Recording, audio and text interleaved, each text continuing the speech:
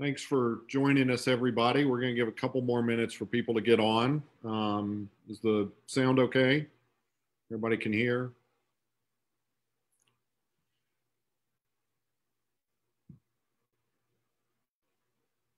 It's good.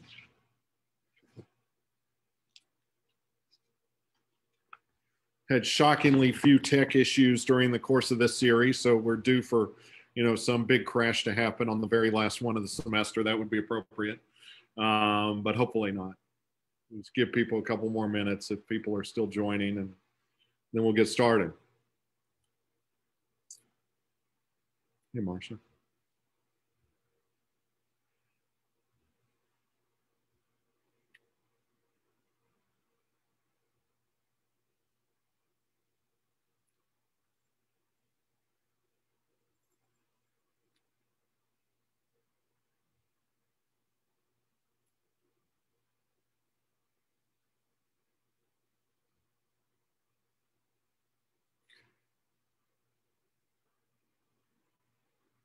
Go in about one here.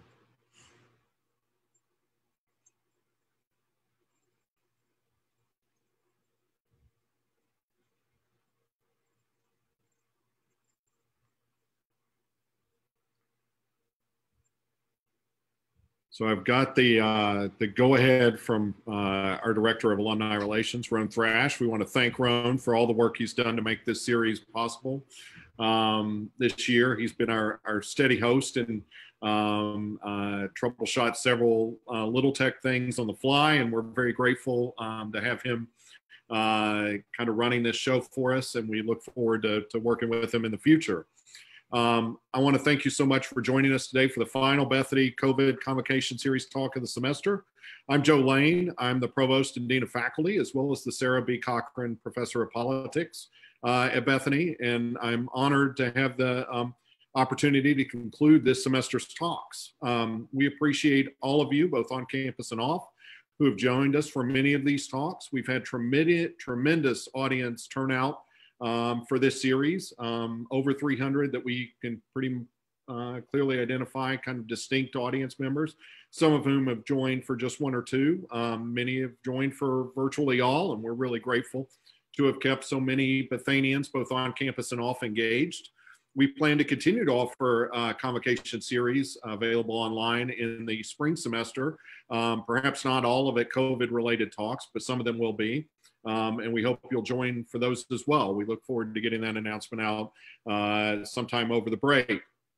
For those of you who are not on campus, though many of you are, it might be worth noting that Bethany's semester concludes before Thanksgiving this year, thanks to the coronavirus. And so our students will be wrapping up their classes on Friday and heading home on Saturday and taking final exams remotely in the early part of next week. So the end of the semester is truly upon us here. But we will be back hopefully in mid-January, and we'll let you know more about what to expect then. In particular, I want to thank Dr. David DeUlias, Dr. Scott Brothers, Dr. Anna Edlin, Dr. Deborah Hall, Dr. Carolyn Kitchens, Dr. Karen Cormuth, Dr. Ian Lanzalotti, Dr. Harold Menz and his international students, and Dr. Casey Mobley for delivering talks in this series. I think they have admirably demonstrated the quality, the breadth of Bethany's faculty, and the many disciplinary perspectives that our faculty are exploring to understand the impacts that this virus and this pandemic has had on our country, our communities, and our world. It really is a remarkable thing, I think, to see all the different angles and all the different insights that they brought to discussing this topic. And we are very grateful for them having agreed to give talks this semester. We look forward to sharing more of our faculty with you in the future. Finally, I want to acknowledge and thank the many donors who have given over the past year, especially the last 6 months, to enhance Bethany's classrooms and instructional technologies. I can safely say that running a series like this and giving these kind of talks in a multi technology environment was not something that Bethany really was prepared for or would have thought of ourselves as doing before March of 2020. And one of the silver linings in this pretty substantial cloud under which we've all labored is that we have really taken a great leap forward, to use a very bad metaphor, in our instructional technologies and our classroom technologies with the help of many donors who have contributed to that. We will continue over the long break that starts here at the end of this week to be adding new technologies into classrooms, particularly to recognize among our donors the classes of 1979, 1980, who have raised funds to redo classrooms here on campus, as well as many, many others who have contributed to help place smart boards, much faster computers, and lots of other academic technology in classrooms that we're going to use when hopefully before too long we're able to put the coronavirus kind of pandemic footing of our academic program behind us. And we're very, very grateful for all of those people and what they've done. So thank you very much. And thank you for joining us today, all of you. I am going to be speaking today, if I can get my slideshow here to start, on the pandemic and partisanship.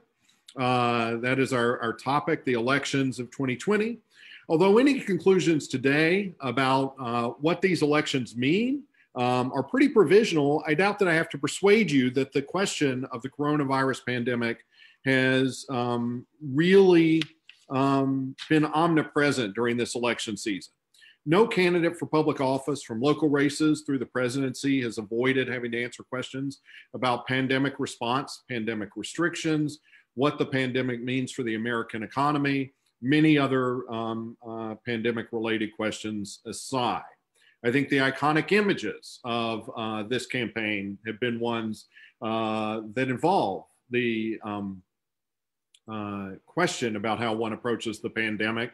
Give photo credit to the Washington Post for this side-by-side way of thinking about things that they presented. The one of the Vice President Biden, President-elect Biden, walking in to give a talk masked, and then the president tearing off his mask after he was released from Walter Reed Hospital on the porch of the South Portico of the White House, sort of indicating his desire to put the pandemic behind him and to move on from the pandemic.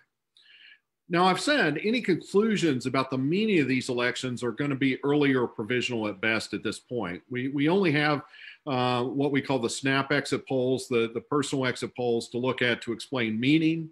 And these exit polls that allow us to get at what voters were thinking when they voted have historically been notably incomplete compared to the national election surveys that'll be done over the coming months with verified voters taken from state voter roll lists, as well as the many interviews, focus groups, and follow-up surveys that scholars will be completing over the years ahead.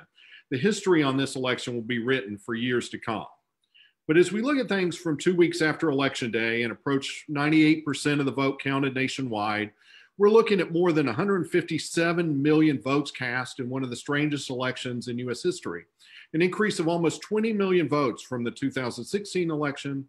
And we've already locked in the highest voter participation rate in more than a century for an election in which some commentators back in March or April worried that the pandemic might suppress turnout. That certainly has not turned out to be the case. I'm going to focus today predominantly on the presidential election because it gives us the widest picture as well as the most substantial data set for understanding the interaction effects of the election and the pandemic. But we could talk about down ballot elections and the early impressions of a split decision in the wider electoral picture later in questions if people want to do so.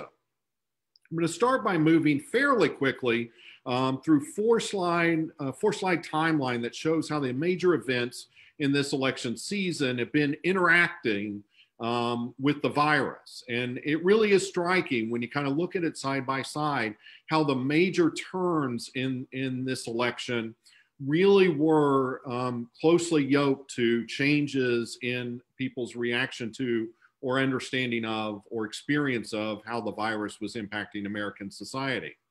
I started this way back on December 31st, 2019, a little bit before 2020, when the first confirmed case of COVID-19 in Wuhan, China was announced publicly that something was afoot. It happened over the last 2 weeks of December, but that it was a novel coronavirus and that it was potentially deadly and highly transmissible, came to light right at the end of 2019. On February 3rd, 2020, you'll see the political events kind of below the line, viral events above.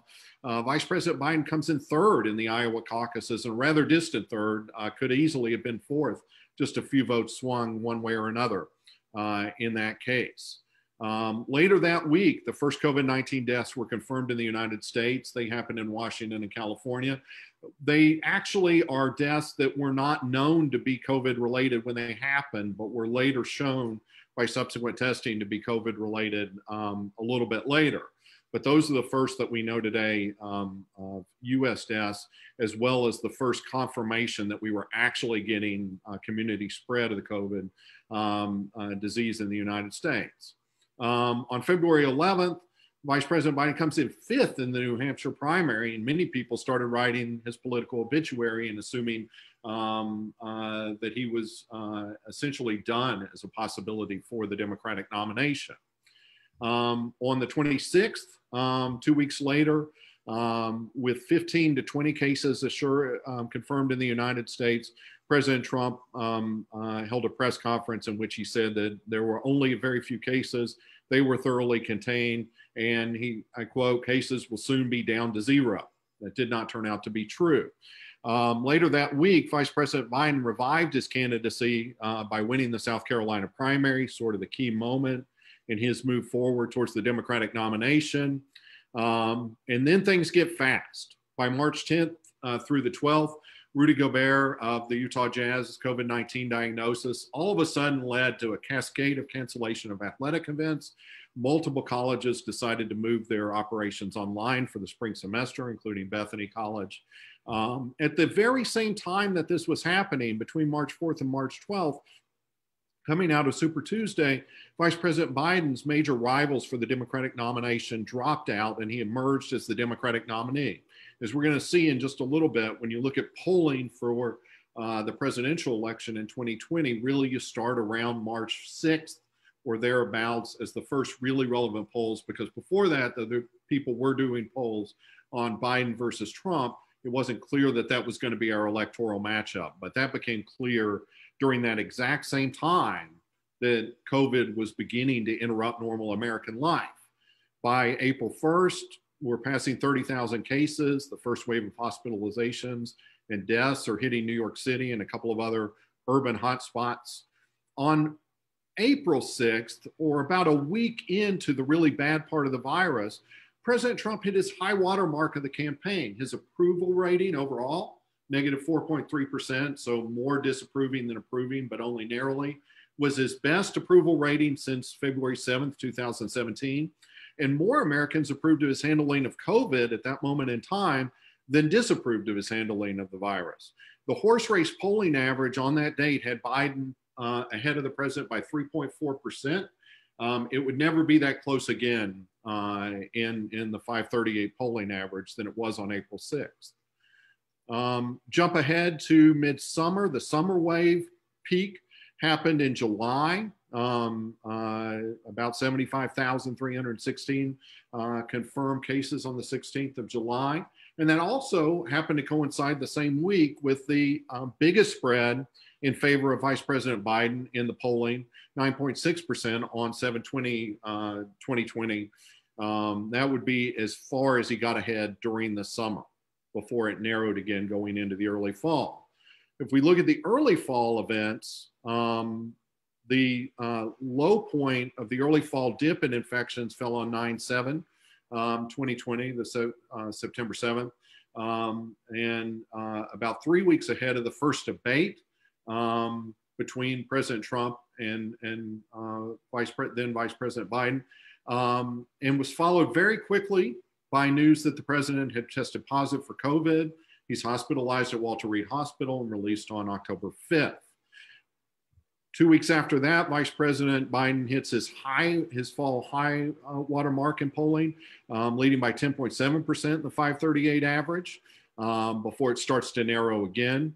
We don't pass the summer peak until 10/22, about 2 weeks out from the election, that we enter the 80,000 cases per day for the first time. And that happened to be the day of the second and final presidential debate of the fall campaign, the date that should have been the third debate if one had not been canceled for the president's COVID diagnosis. We almost hit 100,000 in the weekend before the election, 8,070 cases officially reported on 10/30. On election day comes the following week, and the day after election day, the US passes 100,000 COVID cases for the first time in the pandemic. On the Saturday following election day, Vice President Biden becomes President-elect Biden. He's widely projected as president-elect after his lead in Pennsylvania moves outside the mandatory recount threshold. All the major broadcast networks consider that the key element to declare him president-elect. And about 6 days after that, we're looking at our new and current COVID-19 high watermark, over 180,000 cases, the sixth new record day in a little more than a week. And then you would have saw on earlier this week, President-elect Biden calling for President Trump to include his transition team in virus and vaccine distribution planning, something that to date has not occurred. So we find ourselves today on November 17th, 2020, with about 11.2 total cases in the United States, about 20% of the worldwide total for cases of COVID-19. We're averaging about 150,000 cases a day. That's a 7-week rolling average, as well as about 1,148 deaths a day on the 7-day rolling average.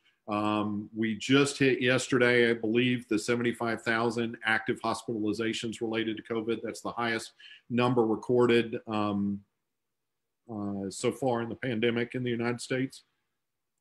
We've had 2 vaccine announcements over the last week, both of them very encouraging from the point of view of an effective vaccine, both of them a little bit daunting when you think about the challenges these particular vaccines will pose for mass distribution.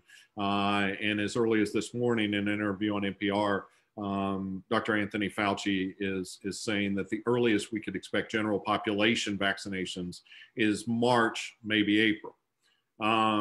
At the same time, President-elect Biden is projected to win the Electoral College 306 to 232. States will begin certifying their results this week.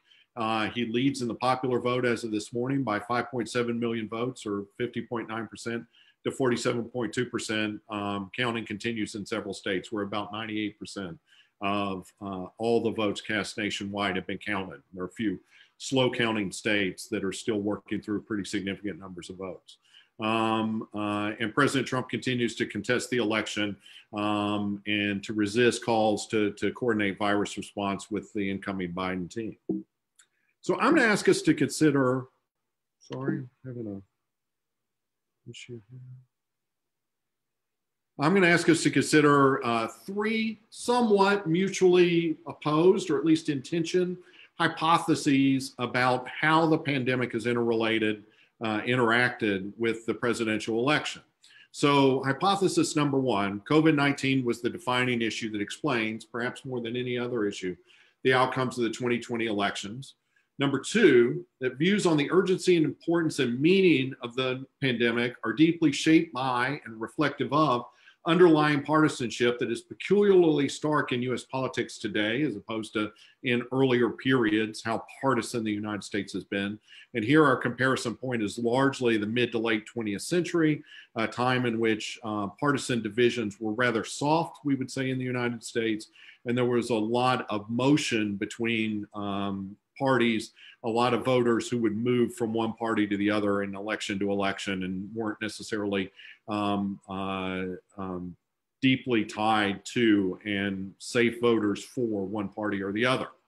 And so the third and most startling probably of those hypotheses is then I'm going to suggest that if the COVID-19 pandemic had never occurred, it's quite likely that our elections would have been substantially similar in terms of their division, turnout, and the outcome than they would have been with COVID-19, which is kind of strange to say COVID is the defining issue, and yet without COVID, we might have seen the same thing. But I think we can see some signs that this is quite likely to be true, and why that might be true. And it has to do with what's happened in terms of the entwining of the COVID-19 pandemic with underlying partisanship in the electorate. But let's begin with talking about number one, okay? It's the most important issue. So drawing from October 2nd, which seemed like, in some ways a good day, it was the day the president was admitted. So none of this polling took into account the fact the president was COVID positive or had been admitted to the hospital for COVID-19, because all of these calls would have had to be done before that announcement was made. Voters were asked by a 538 Ipsos poll, what are the issues facing the American public in this election? And they were allowed to asked to choose from the following, right? So we see the list of issues that they were presented as possible issues that they would say were the top issues. Number one, COVID-19, perhaps not surprisingly. Number two, the economy. Nothing else really even comes close. Healthcare and racial equality, climate change, violent crime. All of these were things that both parties wanted to talk about and did talk about in great detail throughout the campaign, but none of them broke double digits as the most important issue facing us. And I think that's significant. COVID-19 being the most is really striking. However, if we go to the next slide, this is the same set of polling, except now we're just looking at people who said in that polling they were voting for President Trump. What are the most important issues, right? COVID-19 is still second, but it's now almost more than twice less salient, we would say in political science circles, to people's vote choice than the economy. Trump supporters more than 2-to-1 select the economy over COVID-19 as an important issue, and perhaps not surprisingly, they place things like violent crime, the Supreme Court appointment. This is right after Ruth Bader Ginsburg passed away, and abortion as bigger issues than healthcare or education. So what we see there is that Trump voters, and this is consistent throughout the election, especially since the midsummer peak, are more likely to play down COVID-19 as a less important factor in their decision than they are than supporters of Vice President Biden or people who had not yet made their decision about how they were going to vote. And part of this can be tied to a really interesting element of this, which is different perceptions of risk, right? So again, take it from the same polling set of calls that were done in late September. Here's what we get: a change among respondents based on their political affiliation. So in April, we have, we're asking people, are you concerned that you'll get COVID-19 and require hospitalization? 62% of Democrats say they're concerned, 47% of self-identified Republicans say they're concerned. Then you ask in June and you see motion, right? You see that Democrats are staying just about the same level of concern. Republicans are much less concerned. Same thing happens about whether or not you might unknowingly catch COVID-19 and spread it to others. Democrats very concerned. Republicans are somewhat concerned in April, much less concerned by midsummer, and are beginning to show less interest or less fear, less apprehension about the likelihood that the virus is going to affect them, right? And we can follow all this through all the way to Election Day. So in the next slide, what I'm going to show is some stuff taken from the exit polling that was done by Edison Research on Election Day, where I think it's really striking how much the virus came to separate the two camps, right? So 10% more voters thought that Joe Biden would handle the coronavirus better than President Trump. And those voters were overwhelmingly likely to support Biden, 92 to 6, versus those who thought Donald Trump would handle it better, a much smaller number, 10% lower. And again, if you thought your person was going to handle the virus better, that largely explains your vote choice. Same thing happens for questions on the economy. These are our top two salient issues, you'll remember. And we're going to see that they're viewed as, in many ways, flip sides of the same coin. Those who thought Biden would handle the economy better, roughly equal number, but overwhelmingly leaning towards voting for Biden. Those who thought Trump would handle the economy better, overwhelmingly voted for Trump. And then the question that I'm going to come back to a couple different times in this talk, just because I think it's very interesting, which is more important today? 52% of voters, these are people coming out of polling sites on election day, said containing the coronavirus now, even if it hurts the economy, is more important. And 79% of those people vote for Biden. 42% say rebuilding the economy now, even if it hurts efforts to contain the coronavirus, is more important. 78% of those people vote for Trump, right? That leads to a really interesting fact that if you take those numbers and you plug them into the actual voter turnout of how people answer that question and where they vote as a result of answering that question this way, almost perfectly predicts what looks like is going to be the final vote count, popular vote nationwide, between the two candidates. It works almost as a perfect proxy for the outcome of the election, as it turns out. A couple of other exit polls worth looking at. Again, how do you think efforts to contain the pandemic are going? Those who think they're going well or somewhat well overwhelmingly vote for the president. Those who think they're going poorly or very badly, somewhat badly or very badly, overwhelmingly vote for President-elect Biden, as well as questions related to how the virus has affected you. Those who think it affected them overwhelmingly vote for Biden. Those who don't think that it imposed any financial hardship on them overwhelmingly vote for the president.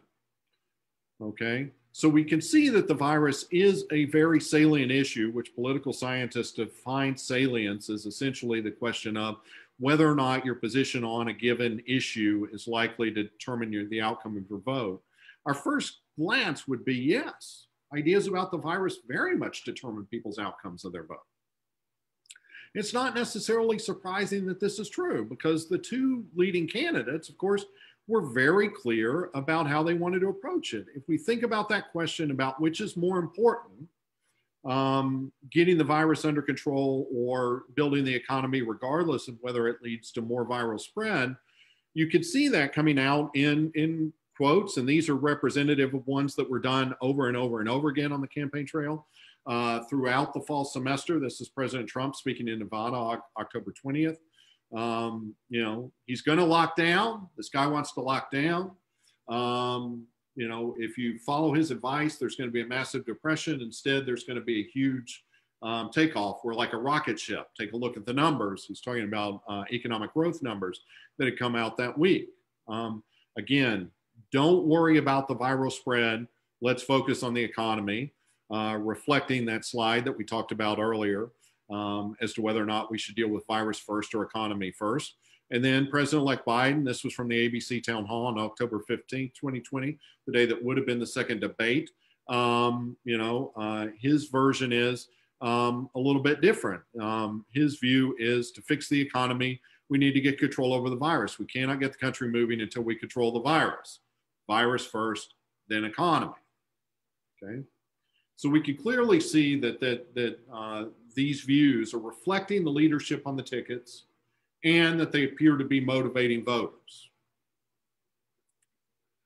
But as we sort of move into that second hypothesis, views on COVID-19 clearly matter, but they were not demonstrated in the ways we might expect.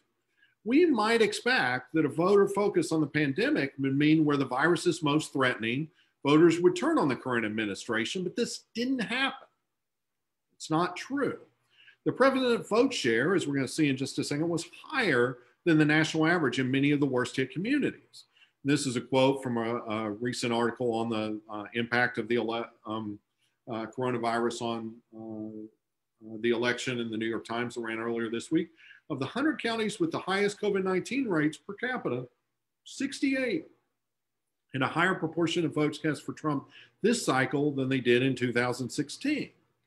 On election day, 7 of the states that should read, I apologize, with the highest caseload and hospitalization rates were solidly in the president's column. And the state with the highest shift, in other words, the highest motion towards the president from pre-election polls moving in Trump's direction, was also the state, this is Wisconsin, that had the highest mortality per capita in the week before the election. So here's the list of 10 states. I've got it from November 16th, but it's essentially the same list that was true on election day.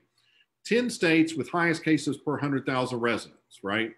7 of those states, all except Wisconsin, Minnesota, and Illinois, voted for the president, even though their case counts and their hospitalization rates are the highest in the country. And we can see this in even more graphic detail on a county level map. So this shows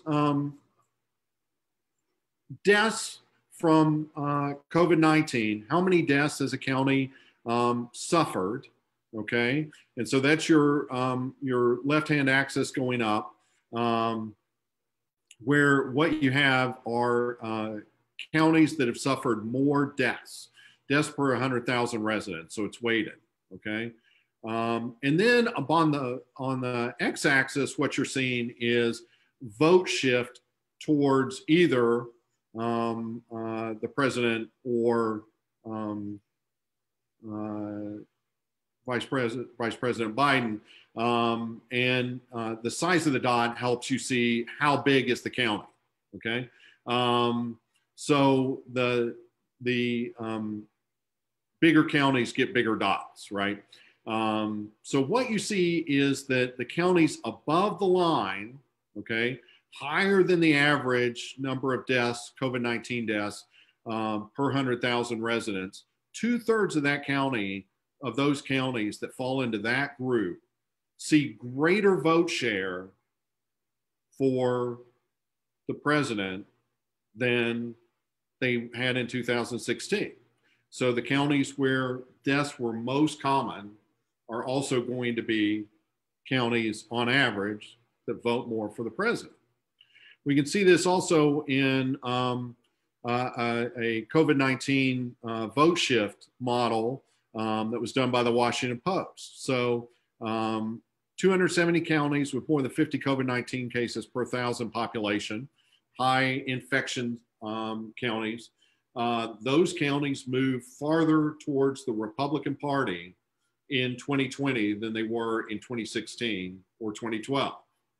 Whereas counties with fewer than 10 COVID-19 cases per 1,000, in other words, mildly hit counties, it turns out these counties, which are generally speaking suburban counties, had moved pretty sharply out of the Democratic column towards the Republicans from 2012 to 2016.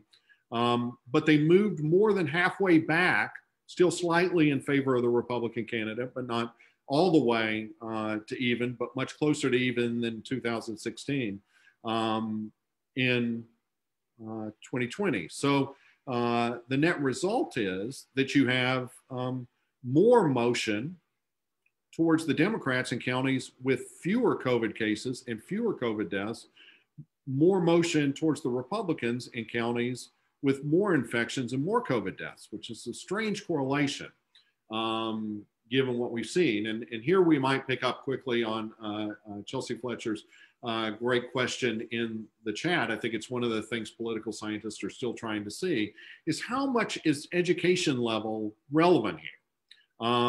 I don't have that data yet. I suspect it's something political scientists are going to be looking at.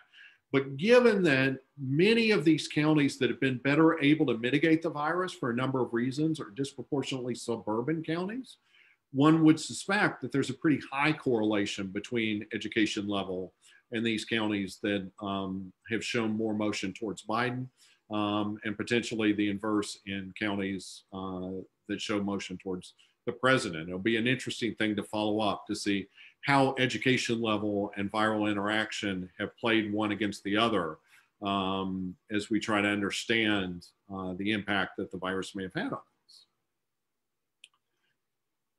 Great question, Chelsea. So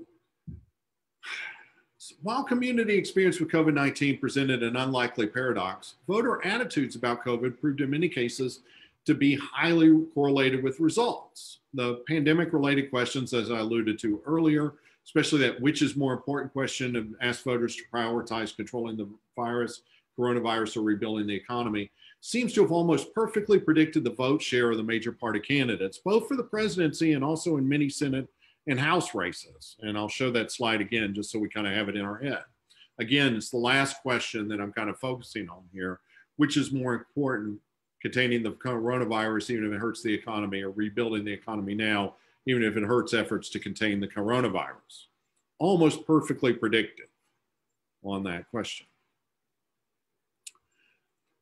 But can we say, and this is very tempting, I've heard commentators on several different programs say it, if not for the pandemic, the president would be reelected. It's a common thought. If the pandemic drove, especially in certain types of areas of the country, lots of voters out of the president's column and towards the Democrats, could the president have won without the pandemic? Now, a definitive proof requires an impossible counterfactual, but I'm going to suggest that the available data suggests that the answer is probably no. In fact, it may suggest the opposite. The 2020 election was a historically stable race. From the time the major party candidates were clearly known in mid-March, which, as we saw earlier, was just as COVID was beginning to become a major factor in the United States, through Election Day. Little significant change took place in public opinion. The most pronounced motion in polling towards President-elect Biden followed the news of Donald Trump's diagnosis with COVID-19 on September 29, but that shift was not sustained, and it wasn't nearly as big as the shifts we see in other types of elections, historically speaking.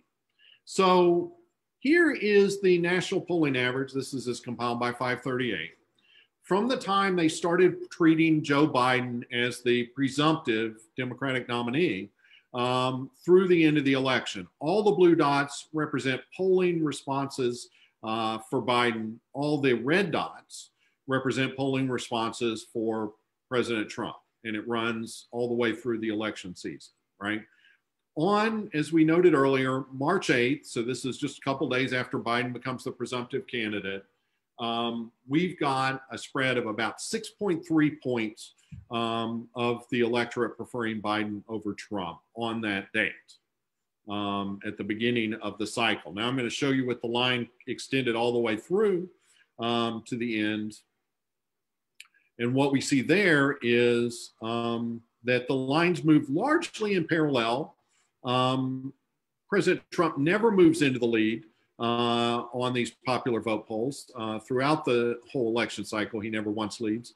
And on election day, we come in with Biden having about an 8.4% chance, though in fairness, the 538 average uses all the polls in its average over a 10-day period.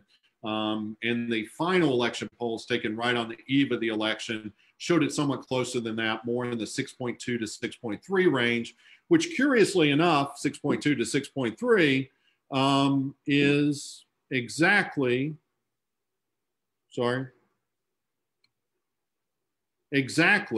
where it was on March 8th.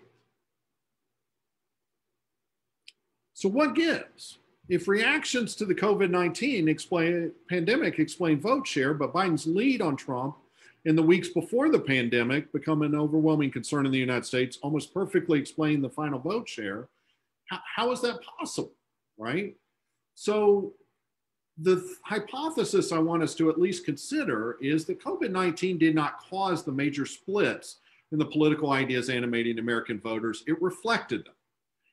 COVID-19 wasn't so much what caused people to vote the way they voted.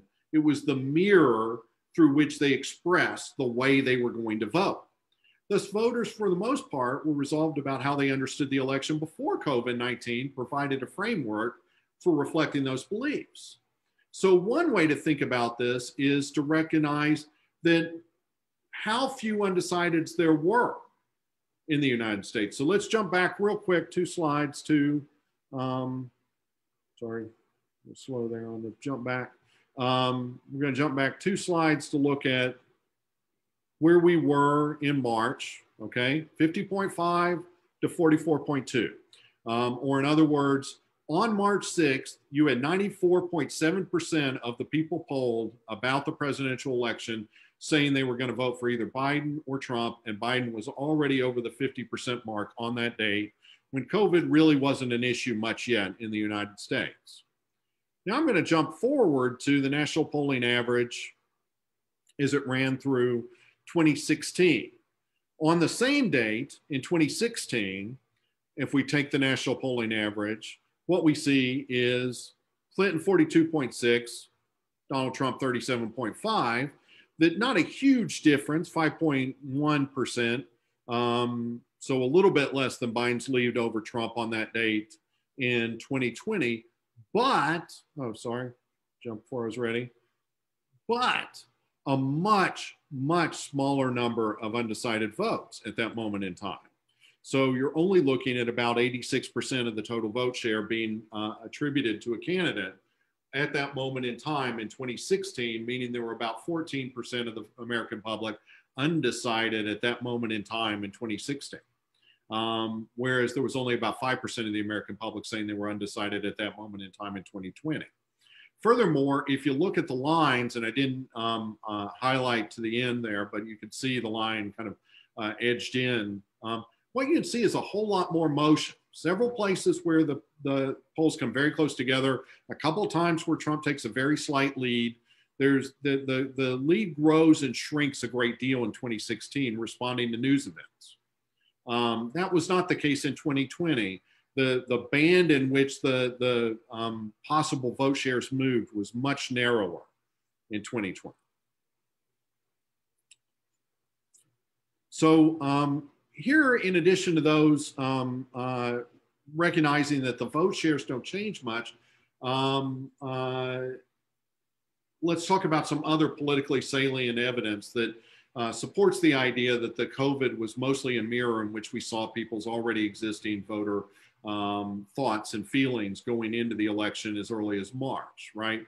So we have the much discussed flu shift that saw many Democratic-leaning voters vote by mail to avoid long lines at the polls and other possible viral concerns. In many counties, including ones that went heavily Republican overall, in Georgia and Pennsylvania, where we have particularly good data because people are following those states very closely, we see 80% of the mail-in vote went for Biden. Here, I think what you could see is quite likely the fact that Biden-leaning voters were primed to be more worried about the possibility of COVID infection than Trump-leaning voters. And therefore, Trump-leaning voters were much more likely to go to polls and vote in person. And Biden-leaning voters were much likely to send in votes by mail or to vote early. In keeping with these preferences, what we saw was that in-person turnout on election day was up in Republican-leaning areas, even areas where infection rates were very high, like Wisconsin and the Dakotas, and steady or slightly down in Democratic ones, even though the overall turnout was historically the highest in over a century. So in other words, if you were sitting in a polling place in a Democratic precinct in Milwaukee, the likelihood was that you saw on election day many, many fewer voters actually come in to cast a ballot on that day, even though it was the highest turnout in an election in over a century. The reason being that most Democratic voters avoided going to vote early because they have a much more demonstrable concern about the virus. We also have very interesting messaging coming out of governors who won re-election in this election. It's really fascinating. Republican governors have taken this election, sorry, jump ahead of myself here.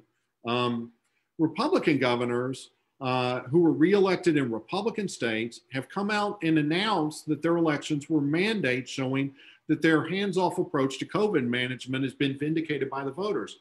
But Republican governors in Democratic leaning states, and we did reelect Republican governors in several Democratic leaning states, have come out and said the exact opposite in their states, that they think that their election was a mandate to show that people wanted them to be involved in trying to contain the virus. We see this in Vermont, New Hampshire, Massachusetts, a few others, where Republican governors have been reelected in Democratic states, or in the case of Maryland, Larry Hogan not on the ballot, but nevertheless kind of talking about how important it was and how he saw in the vote counts evidence that people wanted the government to be actively involved in trying to contain the virus.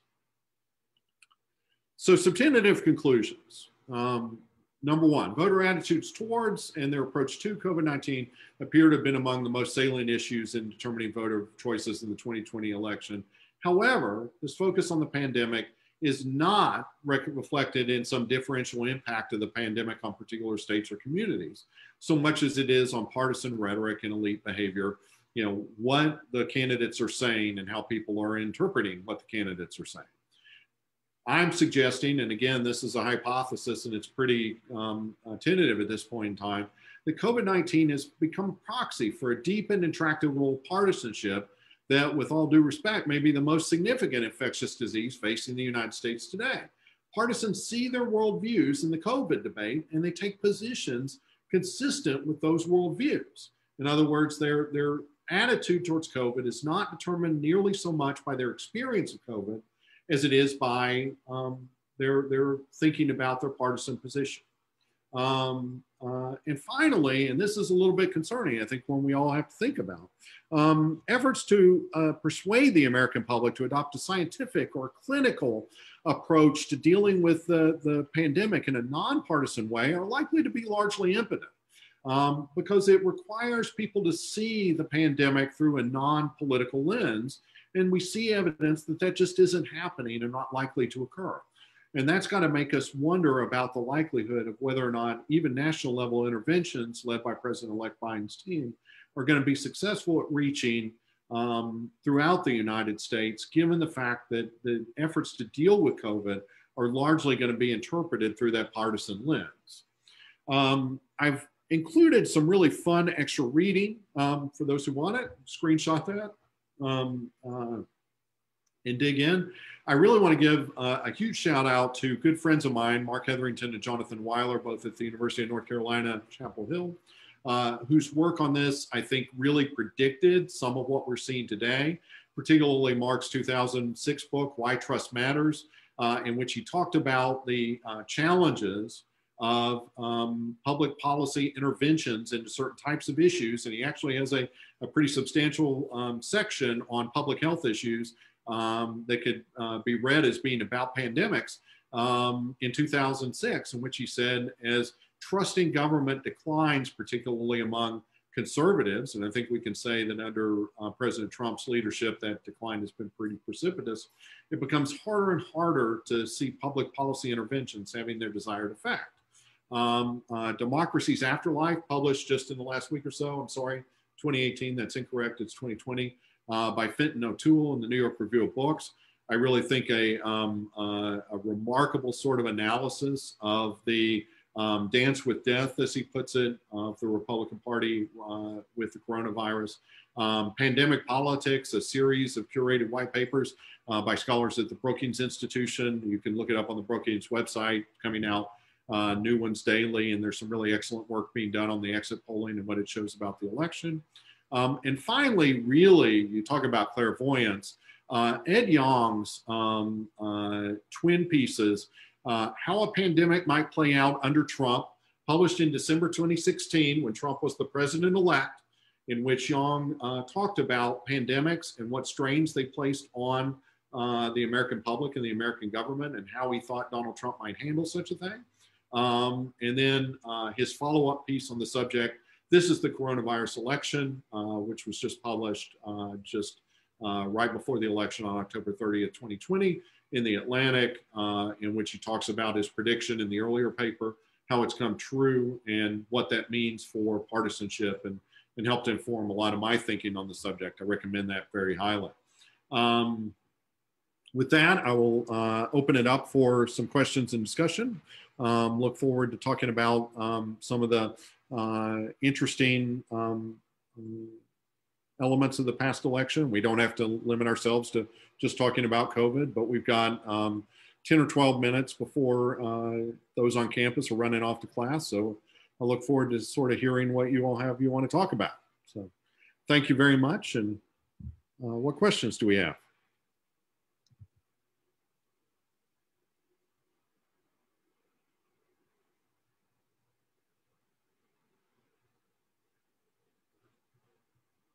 There are no questions about a presidential election 2 weeks in the past. That's shocking. I have a statement. Sure, John, go. And that is that I've been looking for some research ideas for a research-based class next semester, and I got plenty of ideas. Thank you. You're welcome. I'd be happy to work with that class if they want to dig into this. There are some really excellent opportunities to understand this election, and it's going to be a major project for several years to come. So, other questions? I have a question, a short question, maybe. Sure, go Tim. So you said that the COVID pandemic did not really affect like the turnout, or it did not really affect the election. Would you still say that maybe in Georgia, especially in Georgia, where also people died, and the people who died there most of the time above 60, so in Georgia, most of the people above 60, they vote for President Trump. Would you say it would be closer without the pandemic in Georgia, because the people who died maybe be predominantly like Trump voters? Would you say it would be closer?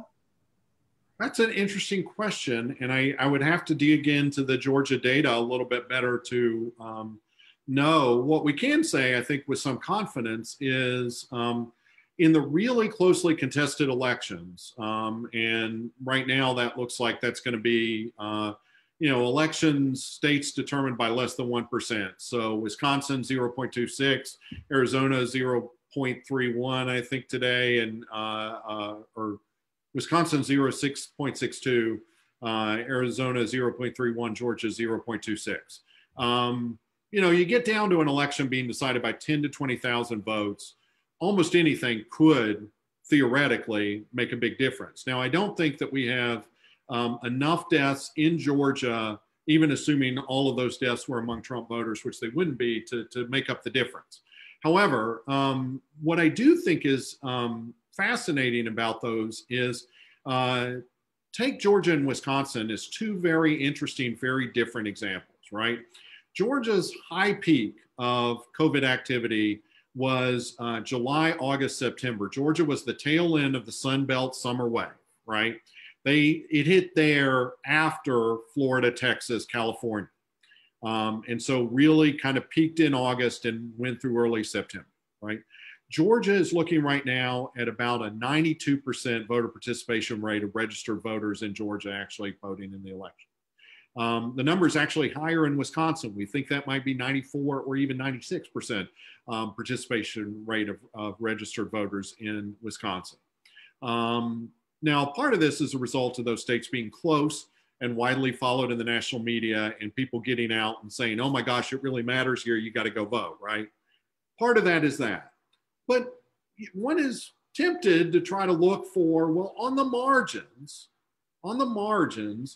did the pandemic push differential turnout in those really close high turnout elections one way or the other, right? Towards the president. We saw the biggest swing against polling towards the president in Wisconsin, and it was right in the meat of the pandemic on election day, right?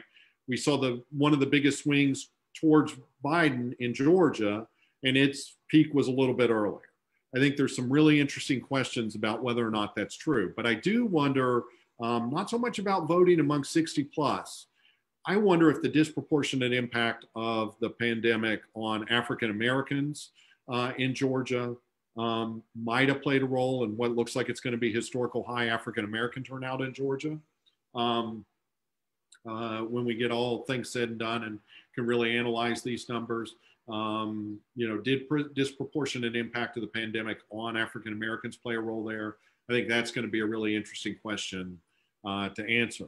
Also, of course, in Georgia, we get more voting on January 5th. So it's not over. Disproportionate impact continue to play a role. Dr. Walker, I think, correctly raises a good question. Among the Navajo in Arizona, the Navajo community in particularly northeastern Arizona was devastated by the coronavirus pandemic. Again, part of that late summer wave. Most of the deaths taking place in August. And President-elect Biden did much better than Hillary Clinton did in the northern Arizona counties. I won't get them all right, Apache, Cochino, and one other, than Hillary Clinton did. In a close election, could those differential turnout models have made a difference? Perhaps. Olga, Dr. Blackledge raises a great question in the chat. What can be done on the state and national levels to persuade those who do not believe in pandemic that it is real? And are there measures that can be effective? I think that's $1 million and a great question, right? Part of the challenge, and here I'm going to talk about, the pandemic as reflecting a deeper illness in American public life, which is the high level of partisanship we're experiencing. Part of the challenge is that on a certain level, the combination of high partisanship and low trust puts you in a paradoxical position that becomes self-defeating. The more calmly, scientifically, and rationally Anthony Fauci speaks on national television about this isn't a partisan issue, this is a life and death medical issue, let's do this, the more likely his discussion is to be treated as political, because the low trust combined with high partisanship leads people to discount the views of those whom they perceive, rightly or wrongly, to be criticizing those in whom they have, who they view as being on their political side, right? And the more you say it's not about politics in a low trust environment, the more likely people are to go, I know what's going on here. It's really about politics. You're saying this because you don't want the president to win. How do you overcome that when increased sincerity, rationality, scientific evidence are discounted as evident, even greater evidence of partisan intent? It's very difficult to see how to break that cycle. But I think there's a whole lot at stake in us succeeding in doing so.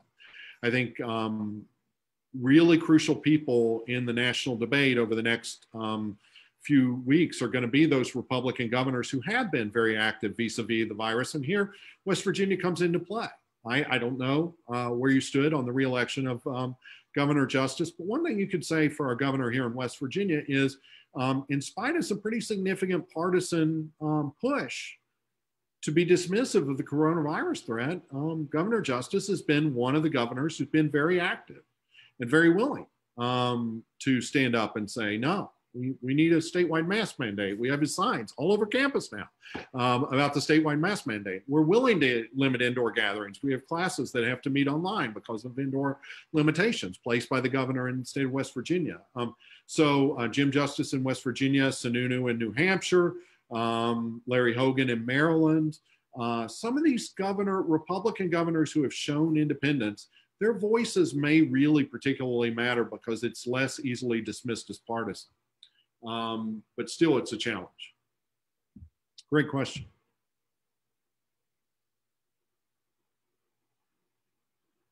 Other thoughts? I know we're getting close to the 12:30 classes and people are going to have to go.